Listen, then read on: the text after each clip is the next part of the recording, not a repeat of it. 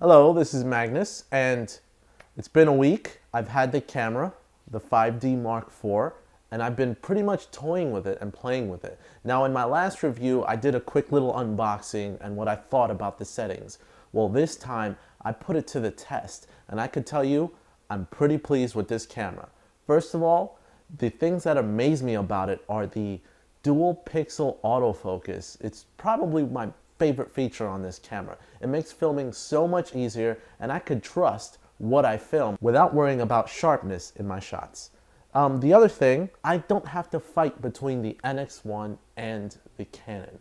I can actually use them together with my shots. But I did want to put them to the test to see which one's better quality. So let's go to the computers and we'll review the little tests I did earlier today. Okay, so what this is first I'm going to start off with showing comparisons of pictures between the Canon 5D Mark IV, Canon 6D, and the Samsung NX1. Alright, so I pulled up 3 pictures at ISO 100 to see how that looks and each one compares. Okay, so I pull them up here, and what I'm going to show you is first, this is the 5D Mark IV. Now the focus when I pulled these pictures was of my desktop, and the 5D Mark IV had my Samsung phone over here focused on. As you can see, it's pretty clear, not much noise. Looking for noise. Didn't expect any, resolution's great. Now coming over here to the Canon 6D, pretty much same thing. You got, minor details here, there, everywhere, but again, a good image, a great image is what I expected. Now the Samsung NX1, slightly different colors, of course, even though I had a similar color temperature, but as you can see here, a little bit of graininess, or maybe that's some reflection coming off of the screen that's up here that's causing this. So can't really consider that to grain. Each of these have that a little bit of the shot there, but I'm going to turn up the grain in a couple of shots. I'm going to pretty much go to the next level just to demonstrate the difference in picture quality and image quality between these cameras. And I definitely assume that the 5D Mark IV will have better image quality than both cameras. So I'm going to jump to ISO 3200 with the 5D Mark IV. So let's get that same ISO 3200 with the 6D. Just pull this over slightly. And then the same image, ISO 3200 with the NX1. And what you see here is at 3200, there's a lot more noise. This is the Canon 5D Mark IV. A lot more noise, but you can still pretty much produce an image that's of somewhat reputable quality. I wouldn't be afraid to crop this a little bit and even print it, because you'd have to really zoom in to see any, significant noise. Canon 6D in the middle, the noise at 3200 is a lot more apparent than it is on the 5D Mark IV. Granted, I was zoomed in here, but as you can see, there's pretty much noise everywhere at 3200. Almost borderline unusable at 3200. Now we have the NX1, and again, focus back here. Now the noise quality is slightly different. It almost tries to, when you compare it to the 6D, it almost tries to hide the noise or differentiate the noise, but what it does is really smudge the picture a little bit, which is unfortunate, because I'd rather use this than this. So NX1 image quality so far losing it. Now I'm going to pull it to the extremes and go all the way, going to the 5D Mark IV at an ISO of 25,600. Now these are going to be a total mess. I pretty much imagine that. 25,600 ISO on the Canon 6D, and then of course 25,600 ISO on the Samsung NX1.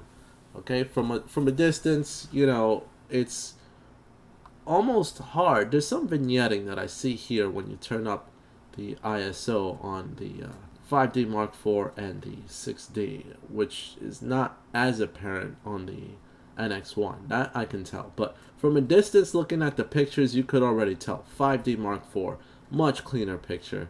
6D, a little bit of noise, but, you know, still semi-usable if you're not printing large prints. And then the NX1, pretty much, I mean, noise everywhere. So zooming in on this, again, noise apparent, but it's not really that bad.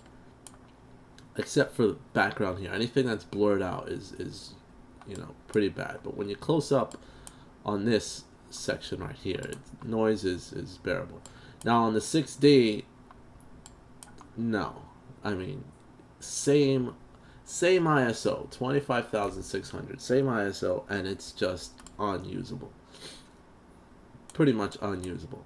Now the NX1, again, the type of noise that it has is very different. Like I said, it just doesn't have that same type of noise. It just really smudges everything, where you really can't make out anything. So pretty interesting to see that breakout. Now, image quality, of course, 5D Mark IV, totally worth the purchase above the 6D. And even the NX1. NX1 hasn't been my default photography camera. I've always reverted to the 6D, and of course, now that I've got the 5D Mark IV, I'll jump into that.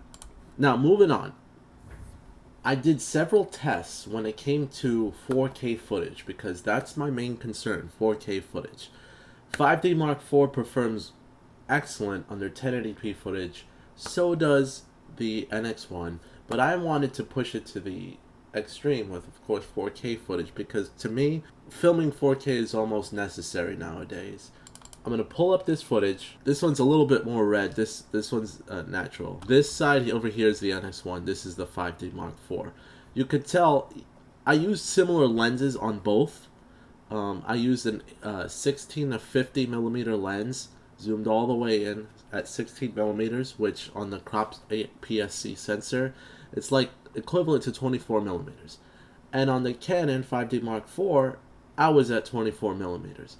However, I'm closer here because the 5D Mark IV uses only the middle portion of the sensor, so it crops out most of the sensor to film 4K.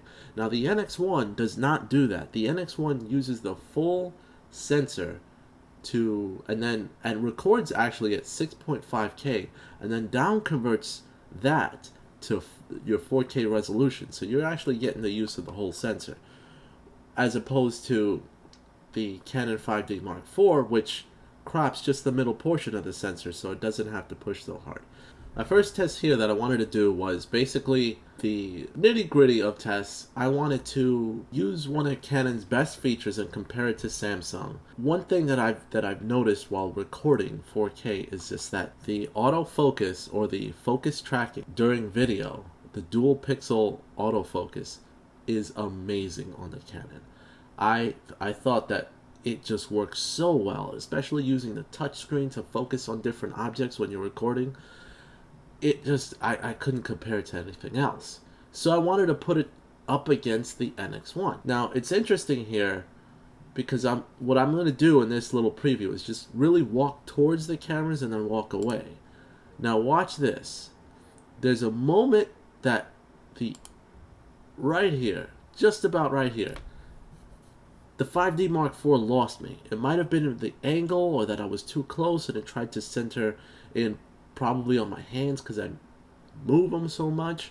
But even in this shot, my hands are blurry. But this is kind of blurry too. But look at the NX1. I didn't adjust the colors, so forgive it for being as red as it is. But it's a lot sharper in this image.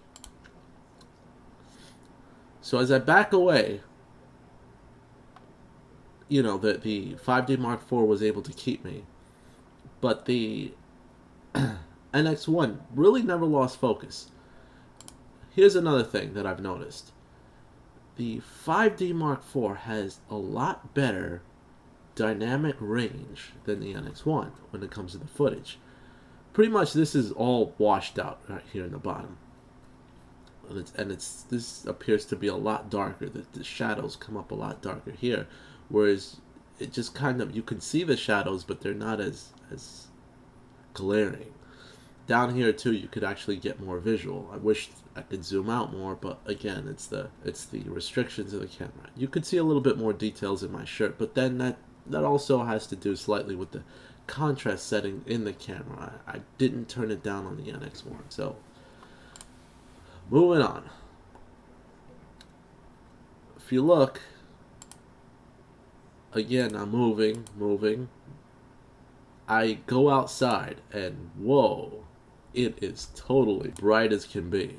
Really bright. But another thing to notice is that you could still see some details right here on the door. It picked it up. Again, the ISO and the aperture settings on both these cameras are set to 2.8, so it's the same amount of light, but this just does a lot better job, in fact, in my opinion, in the 4K, of picking up lights from every direction, while this washed it out.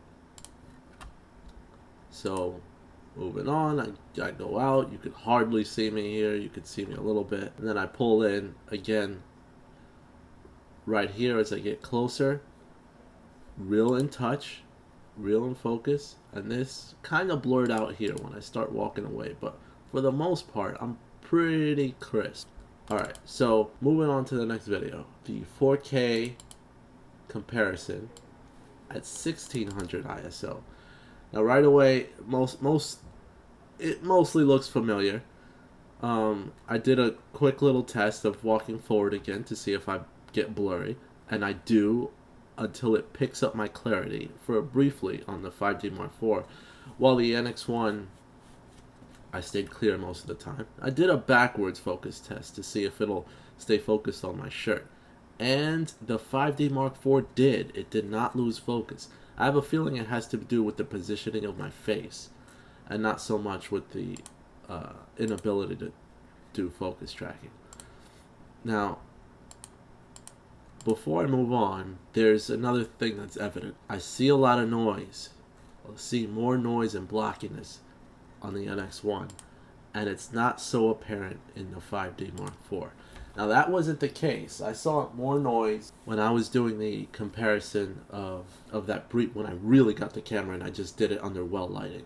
But I turned up the ISO here on this shot and the noise is apparent. Again, same test, washed out here. You can see more details here. So it's pretty similar, but from a noise performance, the NX1 really does seem to fail on this point. So now, the final straw that I want to take in, slow motion. Now, slow motion is very important, I believe, to add some style and some meaning to your videos. Okay, so now I'm moving on to the slow motion footage. And slow motion matters, but here's the differences between the resolution of slow motion between the NX1 and the Canon. NX1 does 120 frames per second at 1080p. Canon 5D Mark IV does 120 frames per second as well, but only at 720p.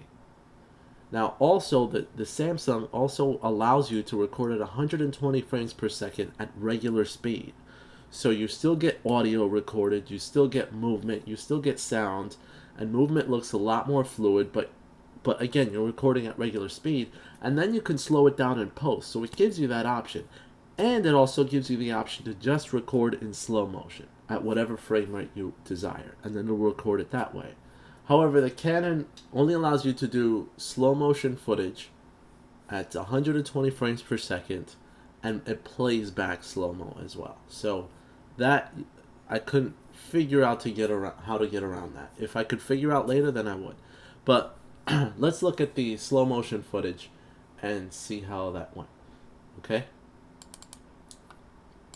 So now NX1 on the left and Canon 5D Mark IV on the right. Now what I did to the 5D Mark IV is I doubled the size so that it could be comparable in size when it comes to quality. Now I had to increase the shutter speed to 1/250th of a second, so I brought up the ISO, which will of course increase a bit of noise.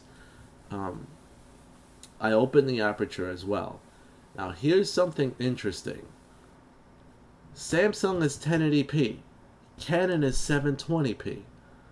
I'm looking at this footage, and if you were just to ask me which is better in my opinion, I'd go with the Canon.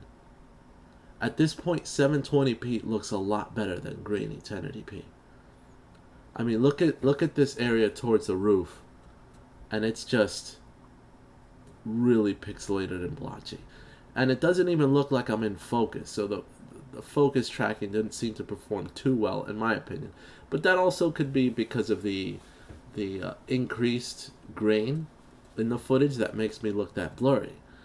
On the 5D Mark IV, I'm impressed with the 720p slow-mo.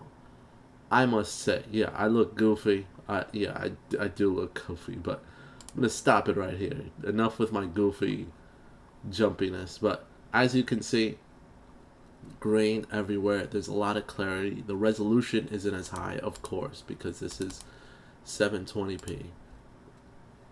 But it's usable. I will say that I have used the NX1 slow motion in an outdoor environment, and of course that would mean I turn down the ISO level, and I can honestly tell you that it's been pretty usable in a well-lit environment, as anything would be. But 5D Mark IV seems to be a powerhouse when it comes to darker environments, and its ISO levels, and its dynamic range. I could say that 5D Mark IV for video shooters, once you get past the size disadvantage that you have for 4K video, this thing is a powerhouse. And I am very, very pleased with my purchase.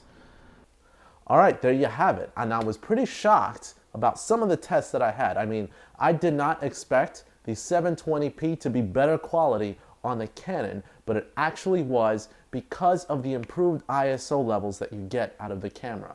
The other things that turned my opinion around was the quality of the 4K was definitely a plus. Now, will I use it for 4K? Yes, this will be my main camera for 4K. However, I have to pick and choose for now what I will film in 4K on this camera versus the Samsung NX1. NX1 I could basically leave on all the time recording 4K. I don't have to worry. One card fits it all in one 256 gig card. However, on the Canon 5D Mark IV, I've got two 256 CF cards, high-speed UDMA7, just to record about 2 hours worth of footage. So I have to be very selective with my shots. All in all, my opinion is 5D Mark IV worth the purchase. ISO levels, the quality of the 4K was superb and better than I expected. You can make my day if you subscribe today. This is Magnus, and I'm out. Hit that like button too. I really, really, really like your feedback. See you later.